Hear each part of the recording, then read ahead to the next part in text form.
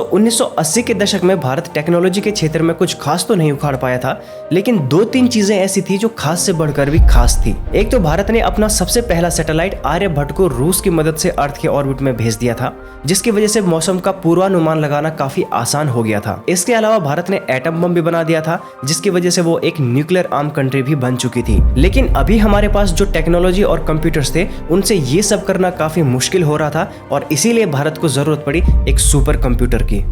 उस टाइम पर भारत ने अमेरिका से सुपर कंप्यूटर्स खरीदने की बात रखी, पर अमेरिका की तरफ से इसका कुछ खास रिस्पांस नहीं मिला। पहली बार तो उन्होंने इस मुद्दे पर विचार करने की बात करी, लेकिन जब दूसरी बार भारत ने इस बारे में अमेरिका से कहा तो उन्होंने इस डील से सीधे सीधे इनकार कर दिया। और ये बात उस टाइम के अखबारों में भी पब्लिश की गई थी, जिससे पूरी दुनिया में भारत की काफी बेइज्जती हुई थी। अब यहाँ पर हमारे पास दो ऑप्शन थे, या तो अमेरिका को मना लो और मनाने के बाद भी 70 करोड़ की भारी भरकम रकम देकर कम स्पेसिफिकेशन वाला कंप्यूटर ले आओ, और दूसरा ऑप्शन ये था कि भारत खुद से ही अपना सुपर कंप्यूटर बनाए। और भारत ने खुद से ही सुपर कंप्यूटर बनाने का फैसला किया, और अमेरिका की इस डील को नकारने के कुछ सालों के अंदर ही भारत ने खुद अपने देश के रिसोर्सेज का इस्तेमाल करके, अपने साइंटिस्ट का इस्तेमाल करके अपना पहला सुपर कंप्यूटर बना लिया, और वो भी अमेरिका से भी कम लागत में। आज की ये वीडियो इसी सुपर कंप्यूटर को ट्रिब्यूट होने वाली है, जिसमें हम जानेंगे कि कैसे भारत ने पहली बार अपना सुपर कंप्यूटर परम 8000 बनाया था और कैसे इसने अमेरिका से अपनी बेइज्जती का बदला लिया।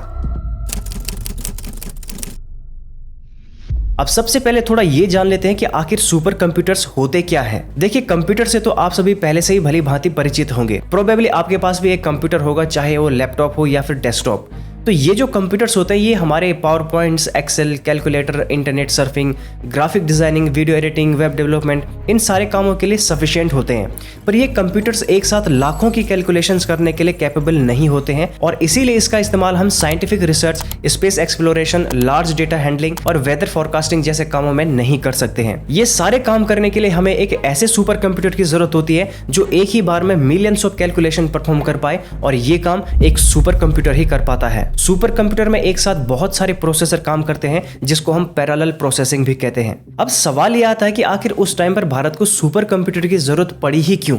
तो जैसा कि मैंने आपको वीडियो की शुरुआत में बताया था कि भारत अब तक अपना पहला सैटेलाइट भी स्पेस में भेज चुका था, और इसके अलावा कई मौसम संबंधी सैटेलाइट को भी वो अर्थ के ऑर्बिट में स्टेबल कर चुका था। लेकिन इन सैटेलाइट से मिलने वाले ह्यूज डेटा को स्टोर करने के लिए और एनालाइज करने के लिए भारत के पास जो कंप्यूटर्स थे वो इतने कैपेबल नहीं थे, और इसीलिए अब एक सुपर कंप्यूटर ही भारत की जरूरतों को पूरा कर सकता था। ये भारत के लिए कितना इंपॉर्टेंट था, इसका अंदाजा आप इस बात से भी लगा सकते हैं कि उस टाइम पर भारत एक कृषि प्रधान देश हुआ करता था, जहां किसान खेती करने के लिए मौसम पर निर्भर करते थे। और ऐसे में भारत अगर उस समय पर भी मौसम का पूर्वानुमान लगाने में सक्षम नहीं होता, तो इससे किसानों को और भारत की अर्थव्यवस्था को काफी ज्यादा नुकसान हो जाता, जो कि भारत के पर्सपेक्टिव से बिल्कुल भी अच्छा नहीं था।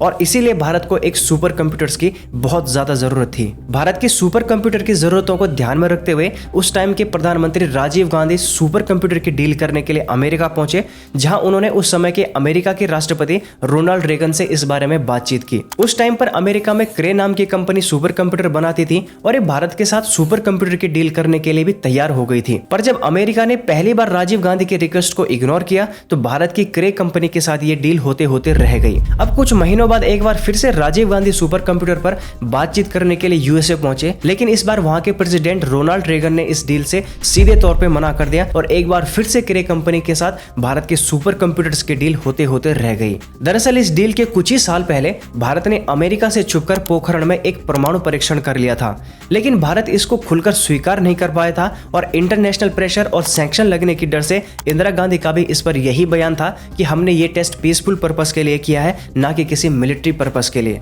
लेकिन अमेरिका की इतनी कड़ी निगरानी होने के बावजूद भी भारत ने ये परीक्षण कैसे कर डाला, इस बात से अमेरिका काफी शॉक्ड था और भारत से बहुत ज्यादा नाराज भी। और उसको लग रहा था कि अगर उसने भारत को सुपर कंप्यूटर दे दिया तो भारत जल्द ही एक न्यूक्लियर कंट्री बन जाएगी, जो कि अमेरिका कभी भी नहीं चाहता था, और इसीलिए उसने ये डील होने नहीं दी।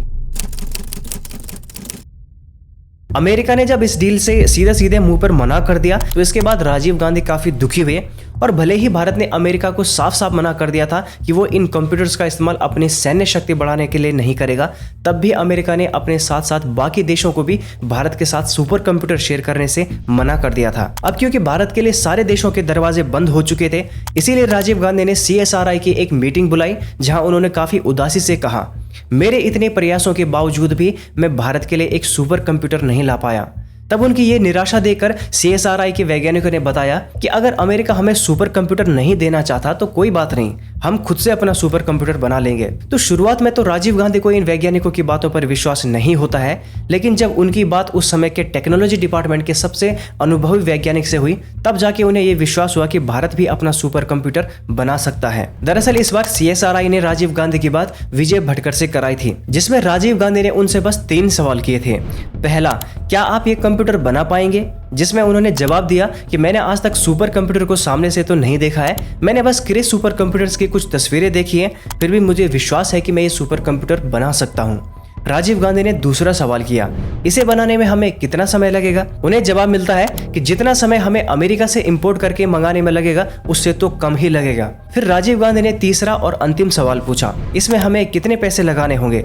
विजय भटकर ने कहा, जितना हम अमेरिका को देंगे उससे कम। इन तीनों सवालों का जवाब जब राजीव गांधी को बड़े कॉन्फिडेंस के साथ मिला तो राजीव गांधी को भी विश्वास हो गया कि हमारे देश के वैज्ञानिक भी इस सुपर कंप्यूटर को बना सकते हैं, और उन्होंने उसी वक्त इस प्रोजेक्ट को हरी झंडी दिखा दी। जिसके बाद विजय भटकर के नेतृत्व में 1998 में CDEC की स्थापना की गई, और 2 साल की कड़ी मेहनत और लगन के बाद फाइनली विजय भटकर साहब ने अन्य भारतीय वैज्ञानिकों के साथ मिलकर 1990 में भारत के सुपर कंप्यूटर का प्रोटोटाइप तैयार कर लिया था, जिसको उन्होंने नाम दिया परम 8000। वैसे आपकी जानकारी के लिए बता दूं कि परम एक संस्कृत का शब्द है जिसका मतलब होता है सुप्रीम, और परम 8000 वाकई में एक सुप्रीम सुपर कंप्यूटर था। लेकिन कैसे, आइए जानते हैं। अब जब विजय भटकर जी ने सुपर कंप्यूटर का प्रोटोटाइप तैयार करके भारत के बाकी साइंटिस्ट को दिखाना शुरू किया तो उन्होंने इनका विश्वास ही नहीं किया। उनका कहना था कि ये एक सुपर कंप्यूटर है, हम ये कैसे मान ले, ये तो दिखने में भी सुपर कंप्यूटर जैसा नहीं लगता है। दरअसल उन्हें विश्वास ही नहीं हो रहा था कि वाकई में भारत ने अपना पहला सुपर कंप्यूटर भारत के अंदर ही तैयार कर लिया था। अब जब खुद भारत के ही साइंटिस्ट इस सुपर कंप्यूटर पर प्रश्न चिन्ह लगा रहे थे, तब जाके विजय भटकर ने इसका प्रूफ देने के लिए जूरिच में होने वाले सुपर कंप्यूटर शो में पार्टिसिपेट करने का फैसला किया। दरअसल इस एग्जीबिशन शो में देश विदेश से कंपनियां अपने सुपर कंप्यूटर लेके आने वाली थी, और साथ ही इसमें एक प्रकार का कंपटीशन भी होने वाला था, जिसके बारे में सुनकर ही विजय भटकर साहब ने इस शो का हिस्सा बनने का फैसला कर लिया था। लेकिन उनके इस काम में बाधा तब आई जब इन्हें सुपर कंप्यूटर को ट्रांसपोर्ट करके जूरिच में ले जाने से मना कर दिया गया, और कहा गया कि उनके पास इसे एक्सपोर्ट करने का लाइसेंस नहीं है, इसलिए वो इस कंप्यूटर को यहाँ से बाहर नहीं ले जा सकते। जिसके बाद विजय भटकर साहब ने अपनी साइंटिस्ट वाली बुद्धि लगाई और इस सुपर कंप्यूटर को 20 अलग अलग पार्ट में डिसमेंटल कर दिया, और फिर 20 अलग अलग लोगों की सहायता से इसे जूरिच में होने वाले शो में लेकर पहुंचे, जहां उन्होंने एक बार फिर से कड़ी मेहनत करके इसको दोबारा से असेंबल किया, और अब बारी थी इसकी असल परीक्षा की। शुरुआत में तो इस कंप्यूटर ने विजय भटकर साहब के दिल की धड़कन को बढ़ा ही दिया था, लेकिन अंत में सब कुछ अच्छा हुआ, और ये कंप्यूटर स्पीड के मामले में वहां पर मौजूद तमाम सुपर कंप्यूटर्स में दूसरे नंबर पर आया, और पहले नंबर पर अमेरिका का सुपर कंप्यूटर था। ये वो पल था जब भारत ने इतने सारे देशों के सामने अमेरिका से अपनी बेइज्जती का बदला लिया और उसे दिखा दिया कि उसकी मदद के बिना भी भारत हर फील्ड में आगे बढ़ सकता है।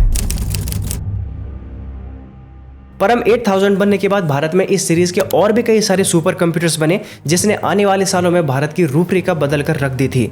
अब भारत अपने सुपर कंप्यूटर्स का इस्तेमाल वेदर फोरकास्टिंग, साइंटिफिक रिसर्च में कर सकता था, और साथ ही साथ अब इसके इस्तेमाल से वो एक न्यूक्लियर पावर भी बन सकता था, और ये सब हो पाया विजय भटकर साहब की वजह से। उनके इस महान कंट्रीब्यूशन के लिए उन्हें आगे चलकर father of Indian super computer की उपाधि भी दी गई, और साल 2015 में उन्हें पद्म विभूषण से भी सम्मानित किया गया। भारत के पहले सुपर कंप्यूटर परम ने भारत में ही जन्म लिया, और फिर भारत की टेक जर्नी में इसने एक अहम रोल निभाया। अब तक इसके कई सारे इंप्रूव्ड वर्जन भी भारत में बनाए जा चुके हैं, जैसे कि परम 8600, परम 9900, परम 10000, परम युवा सेकंड, और अब इन सारे सुपर कंप्यूटर्स के इस्तेमाल से भारत टेक्नोलॉजी जगत में कई सारे एम्बिशियस प्रोजेक्ट्स पर काम कर रहा है, और टेक्नोलॉजी के मामले में अपनी लिमिट पुश कर रहा है। अगर मैं अभी की बात करूं तो अभी भारत सुपर कंप्यूटर के मामले में कुछ खास तो नहीं कर रहा है, क्योंकि हमारे जो नेता हैं वो ऐसी चीजों पर ज्यादा ध्यान नहीं देते हैं। उन्हें ये सब तभी याद आता जब अर्जेंटली कोई प्रॉब्लम सामने खड़ी हो जाती है। इसीलिए अगर मैं अभी इंडिया के फास्टेस्ट सुपर कंप्यूटर की बात करूं तो ये परम सिद्धि है, जो कि 4.6 पेटाफ्लॉप की स्पीड से रिजल्ट जनरेट कर सकता है, और अभी ये वर्ल्ड वाइड रैंकिंग में 111वें पायदान पर है। लेकिन अब सीडेक अपना अगला सुपर कंप्यूटर परम शंख बनाने जा रहा है, जो कि शायद 2024 तक बनकर रेडी हो जाएगा। और गजब की बात तो ये कि इस सुपर कंप्यूटर के लॉन्च होने के बाद भारत फास्टेस्ट सुपर कंप्यूटर की लिस्ट में 111वें पायदान से उठकर सीधा 9वें पायदान पर आ जाएगा, यानी सीधा 100 पॉइंट्स की जंप। वैसे आपको क्या लगता है, भारत अगर इसी तरह से सुपर कंप्यूटर्स बनाने में आगे बढ़ता रहा तो क्या आने वाले सालों में भारत दुनिया का सबसे फास्टेस्ट सुपर कंप्यूटर बना पाएगा? मुझे अपने राय नीचे कमेंट सेक्शन में लिखकर जरूर बताएं। बाकी आज की वीडियो में बस इतना ही। अगर आपको ये वीडियो अच्छी लगी हो तो इसको एक लाइक जरूर करना और ऐसे ही इन्फॉर्मेटिव वीडियो देखने के लिए चैनल को सब्सक्राइब जरूर करना। मैं मिलता हूं आपको एक ऐसे ही नए टॉपिक के साथ, तब तक के लिए जय हिंद, वंदे मातरम।